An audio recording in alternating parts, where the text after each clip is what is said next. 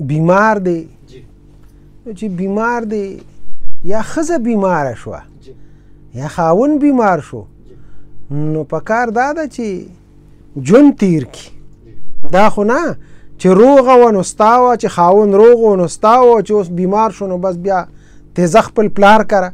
نو دا زیاتې دی، دا ظلم دی. که ښځه کوي نو هم زیاتې دی او که دغسې خاون کوي نو هغه هم زیاتې او ظلم به کوي.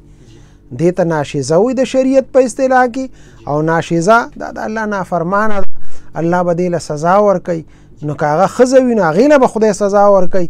ګوره دا خو حقوق دي، ژوند دی. ژوند کې کله انسان صحتمني، کله بیمار شي، د ګټې وټې نه وځي، نو دا خو به یو بل سره به امداد کې. دا الله پې اجرونه ثوابونه ورکوي چې کله او څومره چې ژوند سړي په صحت سره تیر کړي وي نو هغه ژوند دې رایاد کړي چې یاره مونږ څونه ښه ژوند تیرو، اوس بیماری راله نو یو بل غرزول نه. ده ایوب علیه الصلاة والسلام تاسو وګورئ د هغه بیبي هغه څومره لویه بیماري تیره کړه، خو لیکن بیبي ورسره وه، هغه خدمت یې کو. الله قرآن کې د هغې ذکر وکړو، تاریخ هغه ژوندی ساتلی ده. نو ګوره زمونږ خو یو تاریخ دی د مسلمانانو، مونږ ته حقوق ښودلي شوي دي. ښځې خپل حقوق دي، د خاوند خپل حقوق دي. پکار ده چې د حقوقو خیال وساتو، یو بل سره احسان او ښېګړه وکړو. او که نه دغسې وي نو زیاتې کوي، که خاوند کوي او که ښځه کوي، الله نافرمان دي، الله به وله سزا په آخرت کې ورکوي. صحیح صحیح. محمود الحسن بھائی حضرت تپوس کوي چې کله زوی وفات شي او د زوی ښځه پاتې شي نو دغه زوی د ښځې سره چې کوم دی د اصغر نکاح کولی شي؟ دا یاد ساتئ چې دا دایمي حرمت دی چې کله د زوی ښځه پاتې شوه دې سره پلار صغر یعنی نکاح نشي کولی. بعض دا د زوی دقسې د پلار منکوحې سره هم چې دی نو نکاح نه کیږي که پلار مړ شي، مهره مور ورته وایي. دقسې هینګور هغې سره هم نکاح بلکل پلار نشي کولی، دا حرام دی. صحیح صحیح صحیح. حضرت نبیل بھائی دوی تپوس کې چېرې د رفع حاجت دپاره او د غسل دپاره چې کوم دی د بیل بیل لوښي استعمال پکار دی که په یو لوښي باندې سړی کولی شي؟ او داسې د لوټې نه کیږي او چاردام سړی کوي، استنجا کوي، بالکل کیږي. نو ځان له لوښي استعمال ضرورت نشته، دغه صفا دی. نو چې کله یو برتن صفا وي هغې ته دارې نه وي ورغلی نو د هغې باندې ته استنجا هم کولی شي، په هغې باندې ته چې دی نو چاردام هم کولی شي، دواړه پې کولی شي، دواړه جایز دي. صحیح. احسان بھائی حضرت تپوس کوي چې یو سړي له عربي نه ورځي یعنی قرآن یې نه ویلی او دی چې کوم دی د قرآن ترجمه په اردو یا پښتو کې د شروع کړي هغه کوي، نو په دې باندې دا د لپاره کافي کېږي که نه دی په قرآن؟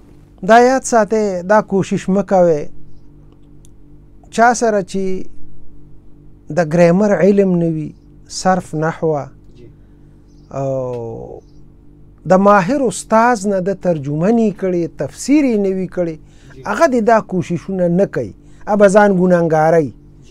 ځکه دا ترجمه څه آسان کار نه دی.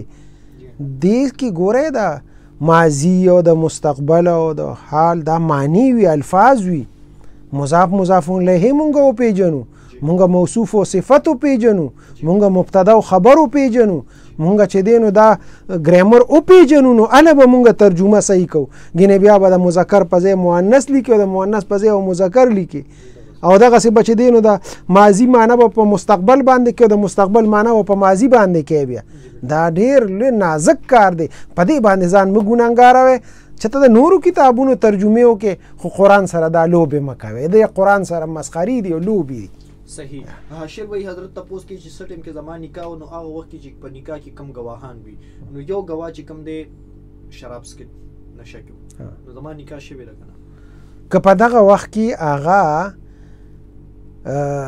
بالکل په ځان نه پوهېده نو بیا اگر چې نکاح شوې ده خو دا ده چې دوباره که وتړلی شي نو دا به بهتره. ځکه نکاح کې شرط دا دی چې گواهان ایجاب قبول او گواهان او گواه یو دی دوه نه دي، د دې وجې نه دا دوباره تازه کول پکار دي. چې کومه نکاح کې دا دومره ژوند تېر شوی دی نو په هغې باندې ملامته نشته، خیر دی دا ده چې هغه په خدای نه ګناهګاری خو دوباره دا نکاح که تازه کی نو دا اوله او بهتر ده. صحیح دا بل ملګری حضرت عبدالرحمن بھائی دوی تاسو کوي چې یاره که یو سړی په دوی قنوت وتر کې دوی قنوت دل نه ورسي او دې چې کوم دی د دې په ځای یا بل څه یا صرف تکبیر وي او خاموش شو نو هغه لپاره څه حکم دی؟ یو دعا بله که ورځي ربنا ظلمنا ورځي یا یو بله دعا ورځي په عربی کې هغه دی ووایي خو د دې د دعای قنوت یادولو کوشش پکوي تر کومې پورې چې دا نه ده یاده شوي نو خیر دی دې بله دعا کولی شي یا بس خاموش دی ودرېږي که بله د عربی دعا وله نه ورځي نو بس الله اکبر دی ووایي او خاموش دی ودرېږي. صحیح یو سوال حضرت صدقه نافله او صدقه واجبه صدقه نافله خجی حضرت دا محمود بھائی دوی تاسو کې چې صدقه نافله او صدقه واجبه دا د څه شي او دا کله او څنګه ورکول پکار؟ ګوره یاد ساته واجب صدقه هغه دي لکه زکات دا یا نظر دا واجب صدقه دي دغسې د روجو فدیه دا واجب صدقه دي دا فرض دي سړی باندې لازمي شوي وي او یو نفلي صدقې دي نفلي صدقې چې وي هغه عام خلک خیرات کوي نو هغه هر چاله ورکولی شي مالدار له هم ورکولی شي مسلم او غیر مسلم له هم ورکولی شي او کوم فرضي صدقې چې وي زکات نظر هغې دپاره غریب شرط چې غریب له به ورکې مسلمان له به ورکې کافر له نشي ورکولی د هغې دپاره خپل شرایط دي.